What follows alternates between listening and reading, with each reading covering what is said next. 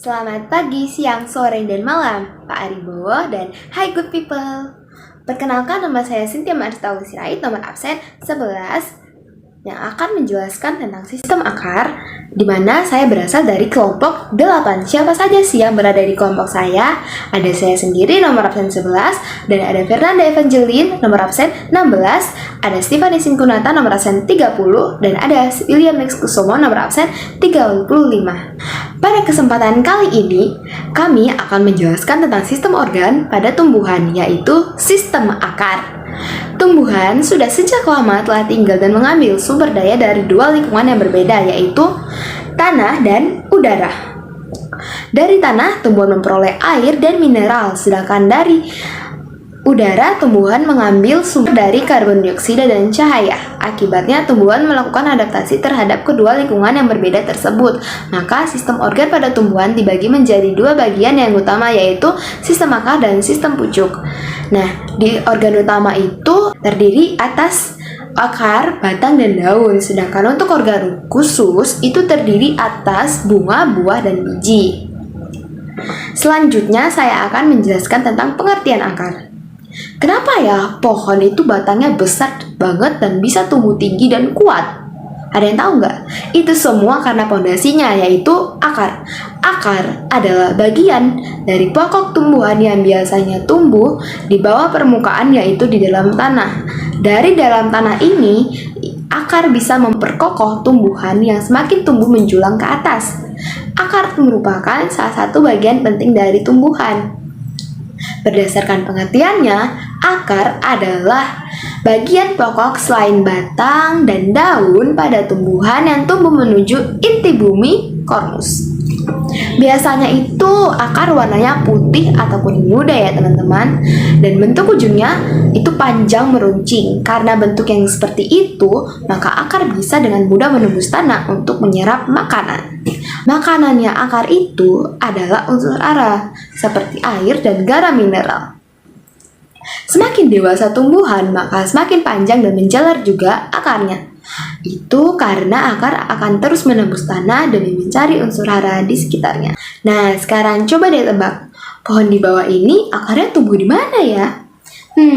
Di atas atau di bawah tanah ya? Kelihatannya sih kayak ditumbuh di atas ya, kayak kebalik gitu ditanamnya. Padahal akarnya tetap tumbuh di bawah tanah loh. Pohon ini namanya pohon baobab dan biasanya ditemui di benua Afrika. Selanjutnya, saya juga akan membahas tentang struktur akar. Secara morfologi atau ciri bentuknya, akar dapat dibagi menjadi bagian-bagian berikut ini. Bisa kita lihat di gambar. Yang pertama akan saya jelaskan adalah pangkal akar. Bagian ini disebut juga sebagai leher atau kolom. Pangkal akar letaknya bersambungan dengan pangkal batang. Yang kedua adalah ujung akar. Nama lainnya ujung akar adalah apex radicis. Ujung akar adalah bagian akar yang paling muda. Bagian ini terdiri dari jaringan-jaringan yang dapat bertumbuh. Yang ketiga adalah batang akar. Batang akar disebut juga corpus radicus. Bagian ini terdapat di antara leher dan ujung akar. Yang keempat adalah cabang akar. Percabangan cabang akar disebut sebagai radix lateralis.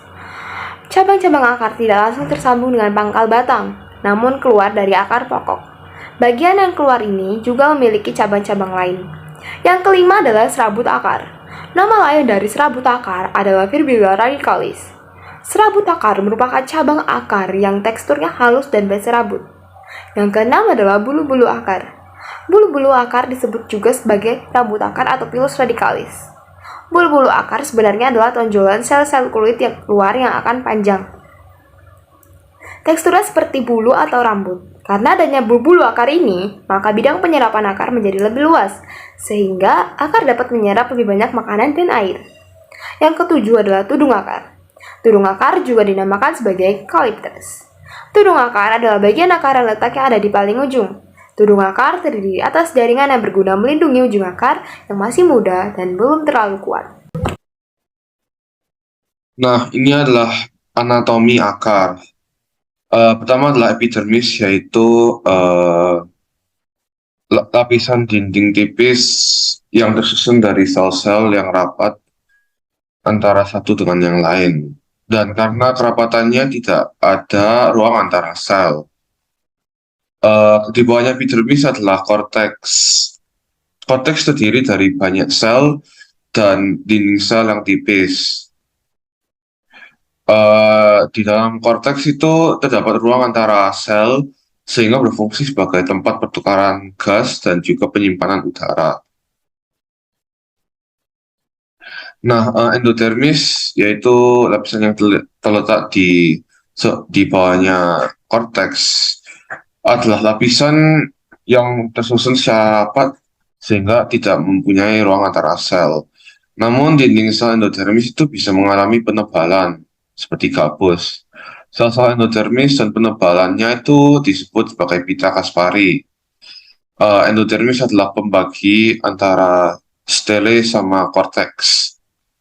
Stele adalah silinder pusat yang terletak di tengah akar. Di dalam stele itu terdapat pembuluh kayu atau silem dan pembuluh tapis atau floem. Silem itu berguna untuk mengangkut air dari dalam tanah ke daun, sedangkan floem itu berguna untuk mengangkut hasil fotosintesis dari daun ke seluruh tumbuhan. Nah, arah tumbuhan itu dibagi menjadi dua, yaitu akar dengan arah geotropi atau hidrotropi. Geotropi itu tumbuhan dengan akar yang mempunyai sistem yang tumbuh dan masuk ke arah pusat bumi dengan cara memasuki tanah. Sedangkan hidrotropi itu akar-akar tumbuhan yang bertumbuh ke arah air dan menjauhi udara serta cahaya. Selanjutnya kita akan masuk pada fungsi akar. Akar memiliki fungsi yang penting untuk menyokong kehidupan tumbuhan, antara lain yang pertama, untuk menyerap air dan nutrisi dalam tanah. Akar adalah organ yang bertugas untuk menyerap air dari dalam tanah untuk kemudian digunakan sebagai pendukung pertumbuhan tanaman. Yang kedua, sebagai perantara dan penopang tanaman. Akar akan tumbuh memanjang sehingga bisa menopang tanaman saat ukuran tanaman menjadi semakin besar. Yang ketiga, untuk menyimpan makanan dan nutrisi. Akar berfungsi mengangkut unsur hara serta dapat pula menyimpannya dalam bentuk cadangan makanan sebelum disalurkan ke bagian tanaman yang lain. Contohnya adalah umbi-umbian seperti singkong, kentang, ubi, dan talas. Yang keempat, sebagai reproduksi vegetatif. Beberapa tanaman bereproduksi dengan bantuan akar, misalnya adalah tumbuhan paku. Tanaman jenis ini akan memperbanyak dirinya dengan cara melakukan duplikasi, kemudian mulai berkembang biak. Yang kelima, untuk proses fotosintesis. Akar juga memiliki klorofil, meskipun jumlahnya tidak sebanyak klorofil di daun. Oleh sebab itu, pada akar juga terjadi proses fotosintesis. Yang keenam, sebagai alat respirasi. Pada beberapa tanaman seperti pohon beringin dan tembakau, akar berfungsi sebagai alat respirasi. Selanjutnya kita akan masuk pada jenis akar. Jenis akar yang pertama yaitu akar serabut. Pada bagian akar serabut hanya terdapat rambut akar dan serabut akar. Jenis akar serabut pada umumnya dimiliki oleh tumbuhan monokotil. Fungsi utama akar serabut yaitu untuk memperkokoh berdirinya tumbuhan. Yang kedua adalah akar tunggang. Jenis akar tunggang mempunyai akar pokok atau akar besar. Akar pokok memiliki cabang-cabang yang kecil. Jenis akar tunggang pada umumnya dimiliki oleh tumbuhan dikotil. Yang ketiga adalah akar gantung. Akar gantung ini berasal dari batang tanaman yang tumbuh dan berkembang ke bawah sehingga menggantung di udara. Fungsi dari akar gantung yaitu untuk menyerap uap air dan gas dari udara. Bagian akar yang masuk ke dalam tanah memiliki fungsi untuk menyerap air serta garam-garam mineral. Contohnya adalah pohon beringin, anggrek kalajengking, dan curtain ivy. Yang keempat adalah akar tunjang. Akar tunjang tumbuh dan berkembang di atas permukaan tanah. Akar ini keluar dari batang pohon dan dahan paling bawah. Contoh tumbuhan yang memiliki jenis akar tunjang adalah tanaman bakau dan mangrove. Yang kelima adalah akar nafas. Akar nafas sebagian tumbuh tegak lurus ke atas berbentuk menyerupai pensil atau kerucut. Akar napas berbentuk dari perluasan akar yang tumbuh secara horizontal. Contoh tanaman yang memiliki akar ini adalah pohon api-api. Yang keenam adalah akar pelekat. Akar pelekat tumbuh di sepanjang batang tumbuhan dan berfungsi untuk menempel pada tembok atau tumbuhan lain. Contoh tumbuhan yang memiliki akar pelekat adalah sirih dan lada. Yang ketujuh adalah akar semu. Akar semu merupakan suatu bagian yang terdapat pada tanaman, tetapi secara anatomi tidak dianggap sebagai akar, meskipun berperan seperti akar. Proses pengangkutan air dan mineral yang terjadi di akar. Fungsi utama akar adalah untuk menyerap air dan mineral dari dalam tanah. Air dan mineral yang terlarut di dalam tanah masuk ke dalam sel rambut secara osmosis. Setelah rambut akar menyerap air, maka cairan pada sel rambut akan menjadi kurang pekat jika dibandingkan dengan cairan pada sel korteks. Hal ini membuat air dari sel rambut akar dapat mengalir ke dalam sel pada korteks secara osmosis. Air kemudian mengalir ke endodermis dengan cara yang osmosis hingga mencapai pembuluh kayu atau silem. Proses pengangkutan air dari rambut akar menuju ke pembuluh silem dinamakan pengangkutan ekstravasikuler atau pengangkatan di luar pembuluh angkut.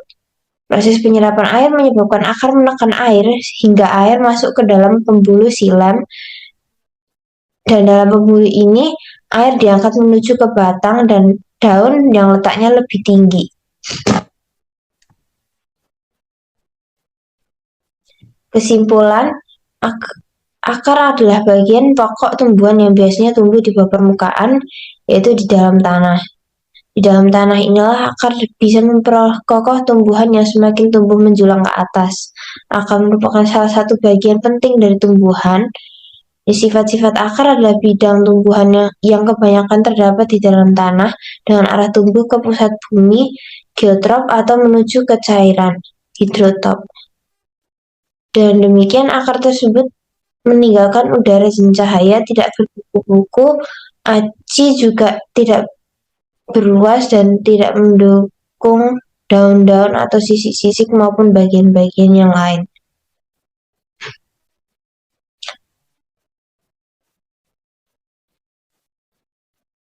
Fungsi utama akar adalah untuk menyerap air dan mineral dari dalam tanah. Jenis-jenis akar adalah akar serabut, akar tunggang, akar semu, akar gantung, akar napas, akar pelekat, dan akar tunjang. Jika akar tidak ada, maka tumbuhan akan mati karena tidak adanya akar untuk menyerap nutrisi yang ada dalam tanah. Tumbuhan akan mudah roboh karena tidak mempunyai akar atau kaki untuk bertahan. Tumbuhan hanya dapat bertahan untuk sementara.